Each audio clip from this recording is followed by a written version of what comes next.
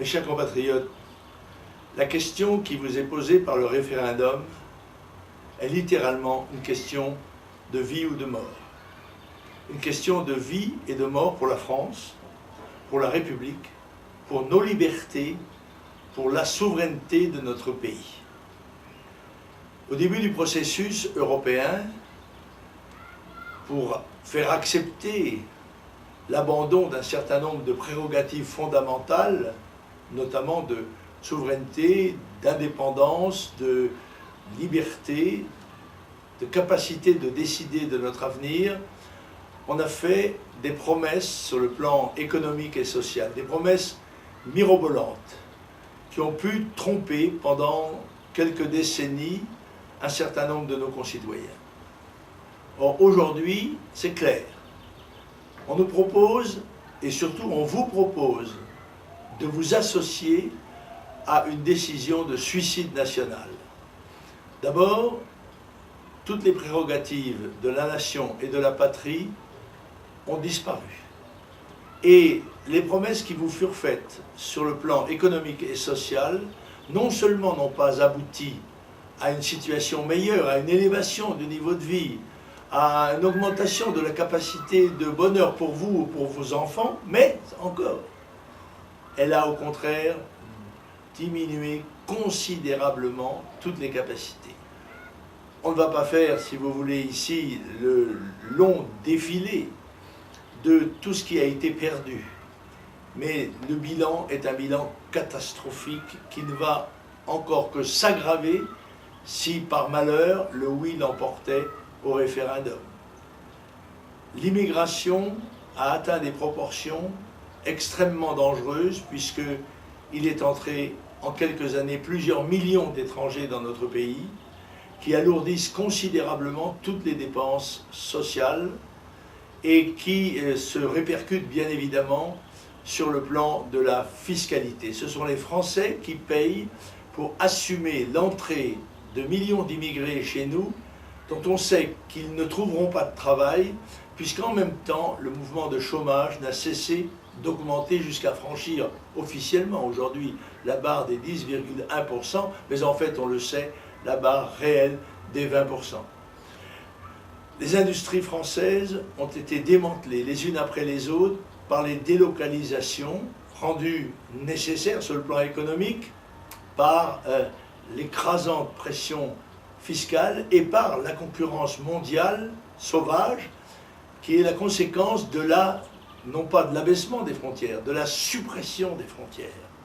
Nous sommes maintenant en concurrence avec des pays qui sont capables de vendre les mêmes produits que nous 10 fois moins cher. C'est dire que nous sommes acculés à la ruine.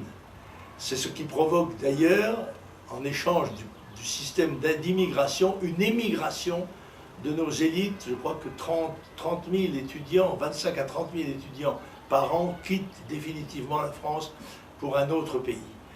L'insécurité a suivi. Le nombre des crimes et des délits n'a cessé d'augmenter. Les dépenses publiques ont atteint des sommets vertigineux et les déficits, à l'inverse, sont de véritables précipices. La dette nationale est de 7 000 milliards de francs et le déficit annuel de 250 milliards. Dans ces conditions, il est évident que la France est en état de faillite. Pour assurer le relèvement du pays, il faut déjà empêcher le pire, empêcher que cette situation ne devienne irréversible. Et c'est ce que vous pourrez permettre en disant non, de façon très ferme. On vous dit, si on vote non, ce sera le chaos. Non, ce sera l'arrêt de l'évolution gravissime que nous avons suivie depuis des années. Et puis nous reconstruirons avec courage, avec confiance. Nous dirons la vérité aux Français. La vérité sur leur retraite, la vérité sur leurs emplois, la vérité sur la situation financière, la vérité sur l'euro dont vous avez pu constater qu'elle a coïncidé avec une augmentation constante du prix du panier de la ménagère, qui est quand même un critère auquel sont sensibles, et c'est juste, les Françaises et les Français.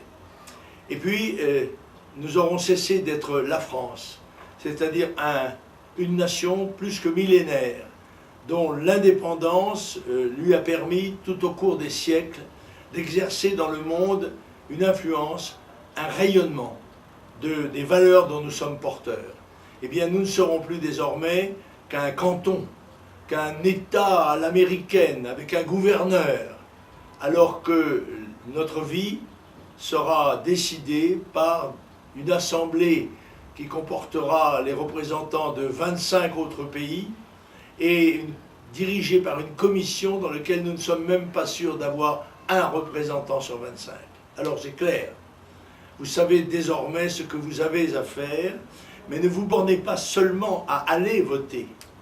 Faites voter autour de vous. Faites-vous les propagandistes de la vérité, car la vérité vous est cachée. Et si la vérité s'établissait demain, il est évident que ce sont les patriotes, les nationaux, qui auraient la responsabilité de diriger le pays, et non ce système corrompu et faible qui, jusqu'ici, s'intitule Ve République. Voilà, je compte sur vous. Je compte sur vous pour mener ce combat jusqu'au 29 mai et pour le gagner.